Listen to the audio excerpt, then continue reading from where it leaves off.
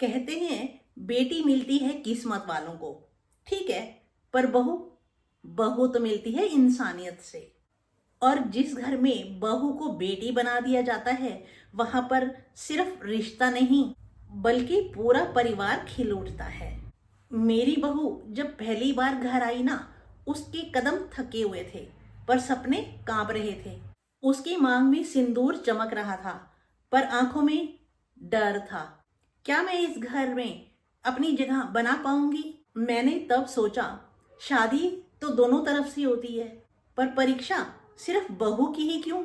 मैं सास हूं, पर सबसे पहले मैं एक माँ भी हूं, और माँ का दिल कभी कंजूस नहीं होता। पहले ही दिन मैंने उसको कहा, बिटिया, यहाँ तुम्हारी जगह कोई नहीं छीन सकता, तुम्हारी अपनी जगह बनेगी। उसने अपने रोने को छिपाने की कोशिश की, पर दो आंसू फिसल ही गए। मैंने उसका हाथ पकड़कर कहा, बिटिया, तुम बहू नहीं, बेटी हो, इस घर की, मेरे दिल की, इस पूरे खानदान की।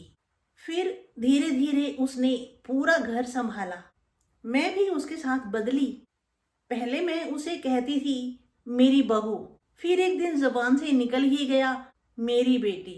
आपको पता है सबसे बड़ा पल कौन सा होता है जीवन का? जब आपकी बहू आपको अम्मा कहकर पुकारे, बिना झिझक, बिना डर। एक बार वो बीमार पड़ गई। मैंने सारे काम छोड़कर उसके माथे को हल्का सा सहला दिया। उसने कहा, परेशान कर दिया ना आपको? मैंने उसकी आंखों में आंखें डालकर कहा, परेशानी तो तब होती है जब रिश्ता बोझ लगे। तुम तो बरकत हो मेरी। आज लोग कहते हैं आपकी बहू बहुत खुश रहती है, और मैं मुस्कुरा कर जवाब देती हूँ, बेटी बना कर रखो, बेटी जैसी ही मुस्कुराएगी। क्योंकि बहू को बेटी बनाना कोई फेवर नहीं है, बल्कि ये तो पूरे खानदान की सबसे बड़ी इन्वेस्टमेंट होती है।